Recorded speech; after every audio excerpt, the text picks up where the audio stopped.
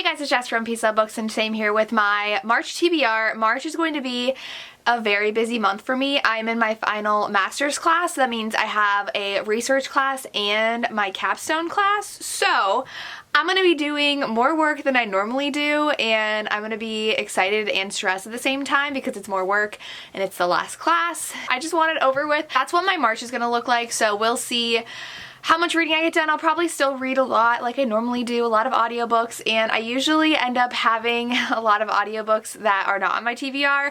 I don't even end up getting to my TBR the full entirety of it usually because I don't read as much physical books as I do audiobooks. But I'm gonna go ahead and get to the stack of books I have. It's quite a lot. It's pretty ambitious. I don't know if I'll get to it, but the first one is for the Historical Hellions book club that I host with Samantha from Books with Samantha. It's gonna be on my channel with my lovely friends from the Romance Book Squad, I think is what they're now called. We did the Bridgerton read-along together, and now they are doing the Victorian Rebels read-along, and we are inviting them to join our book club for this month, and we're going to be reading Once and Always by Judith McNaught.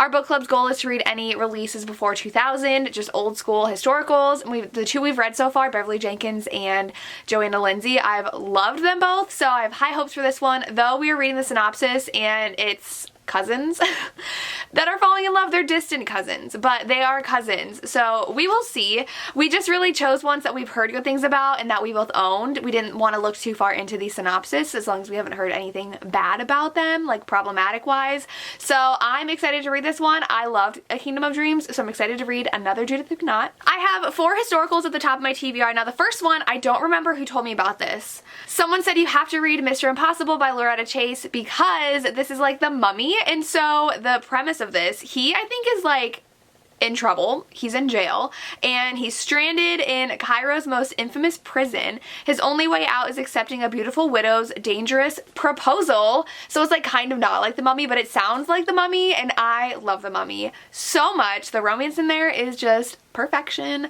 Movies 1 and 2, even throw in the Scorpion King in there. The movies are great, so I really am excited to read this. I went straight to Thrift Books to order it, and I really love the copy that I got. This is a new cover, but it's really pretty, and I want to get the rest of the series because I know this isn't the first book, but I'm excited for that. Then I have The Spinster and the Rake, which Entangled sent to me. This came out I think last month, and I really want to read this, and it is a spinster and a rake. It said the marriage game is afoot in this clever blend of My Fair Lady meets Pride and Prejudice with a twist. He is the icy Duke of Thornfield, and he goes into his library and finds a woman sitting in his chair petting his dog, and I think they end up being ruined. Like someone finds her in there and they have to get married. So that sounds fabulous. I'm excited for this one. Then I need to read Love is a Rogue by Lenora Bell because Lisa just binged Lenora Bell and told me she loved this one, so I have to read it. I did get this one at release because it sounds amazing. They are like working to restore a house, I think. It's not a house, but like an estate maybe, and he's actually like restoring it, and so it is class difference. She is a wallflower renovating Thornhill House, so I guess it's called a house, but I think it's like a mansion probably, so I'm excited for this one. Then I was sent from the publisher also An Unexpected Earl by Anna Harrington. This one I really want to read because I love Anna Harrington now. One of her books is one of my all-time favorite historical romances, so I had to read more of hers. This one, they had loved each other 12 years ago, and now he is trying to take down this like criminal organization, and her brother just got kidnapped by them, I think, so now they have to like get back together and they want to be together. And this one is like the new size, which I'm not mad about because like it's super foppy. It's gonna be really fun to read, so I'm excited to read this one too. I'm currently reading A Court of Silver Flames, and I'm in such a fantasy mood now, so I'm hoping to get to A Promise of Fire by Amanda Boucher. This one is on my TBR for like 2021 in its entirety, and it is a fantasy romance, and I believe they end up being like magically chained together because he needs her for some reason, and I think, because it doesn't say on the back, but I'm pretty sure this is also the first one because it also doesn't tell me the order that these are, but I think this is the first one. It's 420 pages, which isn't too bad considering A Court of Silver Flames is 750 pages. So then for my nonfiction, I'm really excited for this one. I recently picked this up from the library, and it is Push Out the Criminalization of Black Girls in Schools by Monique Morris.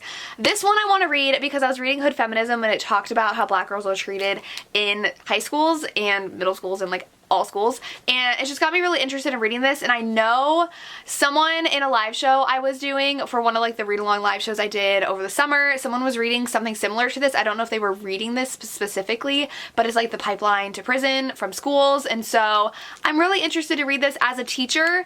I think that it's going to be really insightful. I'm excited to read this and see what I learn. Then this was on my last TBR, but I'm determined to get to it, especially now that I'm in a really big fantasy mood, and that is the 100,000 Kingdoms by N.K. Jemisin. I think I said this last time I talked about it. I don't really know too much about it.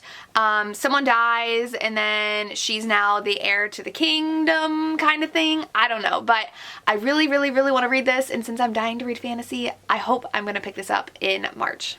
Then I sent this from the publisher, and I'm like obsessed with the cover, and I'm really excited. I had my eye on this when I was looking at 2020 releases, and that is The Meet Cute Project by Rhiannon Richardson. This one, she has to go to her sister's wedding, and her sister's like totally bridezilla. I think it says her friends all love rom-coms, but she's not a fan, and now she needs a date to her sister's wedding, and so they're gonna create the perfect meet cute for her. So I don't know how that's gonna go down, but this cover, I love the colors, and then inside is purple and pink, which I absolutely love.